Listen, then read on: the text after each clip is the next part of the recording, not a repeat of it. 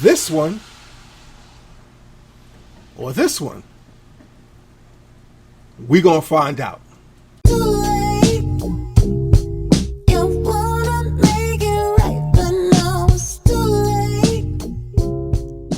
Yo, what is the deal, good people? It's your boy, big homie KicksGuard, back in the building. KicksGuard, that is my Instagram name. If you do not follow me on Instagram, do yourself a favor, follow me on Instagram. I usually premiere or show flicks or show pics of my current pickups, sneaker wise, that is, on that space there. So follow me on Instagram. I usually connect it to Twitter as well. So we going. And also follow me on Snapchat, your boy KicksGuard. So we talking about these two sneakers here. We are doing might be an unfair comparison. However, we're going to do it anyway. I'm talking about these two sneakers right here. We have the olive green NikeLab KD10s and the standard KD10 sneaker. We're going to dive right in. So I guess I'll start with the basic. I don't like to use that term basic, but we'll use it for today. This is a normal or basic KD10. It is a nice KD10. Of course, I've worn the sneaker, and you know it's definitely nice on feet. Love to wear them without socks, but that is not why we are here. We are here because we are talking about the details to the sneaker. I would have used the all white or the pure platinum, what they call in first or second iteration of this sneaker, but I figured I'd use this sneaker because of the amount of detail to this sneaker. So without any further ado, as you already see it, it's nice. It's both feature prime knit. Wow, prime knit. No, both feature fly weave technology. This it will actually be featured on the Air Jordan 32. So if you see right up in there, yeah, that fly weave will be featured on the Air Jordan 32. It's marketed after the Air Jordan 2, but we'll talk about that in another video. So here you have it. Again, dope sneaker. The features for this is pretty much the same as the NikeLab sneaker with subtle differences. So some of the differences or some of the features that I want to speak on would be like this area right up in here. As we all know, Nike doesn't make it a habit of putting real or authentically real, if that is even a term, but real materials like leather and suede and whatever else they would use that would be a more high-end feel or high-end texture. Nike basically doesn't use high-end textiles for their base model shoes. Yeah. So, Nike has a more high-end sneaker or high-end sneakers, like you have their premium lines, or like with Jordan, you have Pinnacle Premium and all of that super ultra whatevers, like they did with the Air Jordan 4. So this is what you call a bare bones or a bare ass sneaker.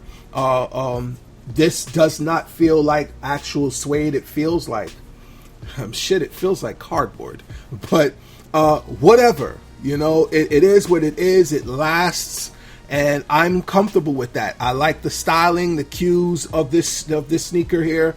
It's just, it is what it is. So you got that visible zoom air sole unit. It's not an air sole unit per se, but it does resemble, zoom does resemble air sole unit. However, it is a more minimal sole unit than air. because the premise behind zoom technology is to have your foot closer to the surface that you're playing on. So yeah, and you can actually see it all the way around. I can see through it. It's kind of not opaque, but it's kind of translucent. You can just see light coming through, but you can't actually see through the sole unit. And that is really that for this sneaker here.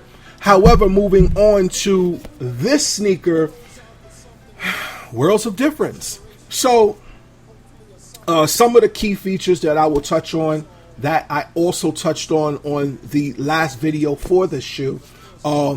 I think I want to focus on the outsole to the midsole and portions of the heel counter, which is this piece here, wrapping all the way around to this piece here, right along here, this quarter panel right up in here, and that's really it. So going with an with a glow in the dark sole is nothing new to Nike, and it's also nothing new to, like, they could have just as soon put it on this particular sneaker, and it is what it is. I think the glow in the dark sole just made this sneaker a little bit more unique, and just to add that little bit of extra to this particular shoe, because this is a NikeLab sneaker and not just a regular Nike sneaker. So moving right on up, you have that felt-like material wrapping all the way around 360. So where you had the Air Zoom, visible Air Zoom unit right up in there, it's covered with the felt-like material. Makes the shoe dope. Again, I'm not even mad at that. And you have the where it felt like cardboard. Well, this feels a little bit more like suede. It's dimpled to give the appearance that it is more like suede, or could possibly be suede. However, this sneaker was only what, 150, 160. I think it might have been, if I'm not mistaken, it was about 150. So same price as this sneaker, just this is a NikeLab, this is a regular. So doubtful that they will use really more premium materials on this than they did on this. It's just subtle differences, and I'm fine with that, especially if the price is the same. So I'm good with it. So and again, also here, the use of that very close to suede material. It almost feels like a basketball, you know. In certain areas of the heel counter, it kind of where it stretches, it kind of smooths it out a little more. However, in areas where it does not stretch, you can really feel the dimples in the actual portion, or that suede material portion. And as I stated prior to, again, fly weave, nothing different. Nothing different between the fly weave on the NikeLab versus the standard Nike sneaker. So, you know, it is what it is. It's just the laces are different, so the laces are a little thicker. That's it. That is really it. Can I really call this a versus? Yeah, for shits and giggles, we'll call this a versus. However, it is virtually the same sneaker, and with subtle differences that make this sneaker stand out just a little bit more. I really like the monochromatic look of this sneaker, the one color of this sneaker versus the kind of multicolor to the other models of the KD. They're also coming out with the all red and I believe black in September, sometime in September. Don't hold me to it, but yeah, it's supposed to be coming out soon. I'm not crazy about that. I think this was really dope, even for summer, fall people. You can you can rock them with your fatigue shorts. You can rock them in the in the fall with your, greenish color sweats, whatever you so choose to do. This sneaker is just definitely that versatile where you can get away with it. So which one do you think is better? This one, the NikeLab, or the standard KD model? Let me know in the comment section below. I like them both. That's why I bought them both. So it's your boy Kickscott. I am out of here. Peace.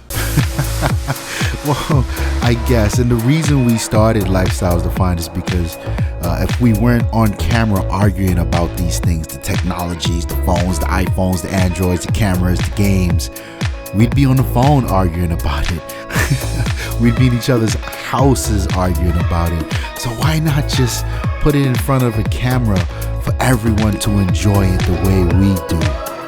That's what Lifestyles Defined is all about. We just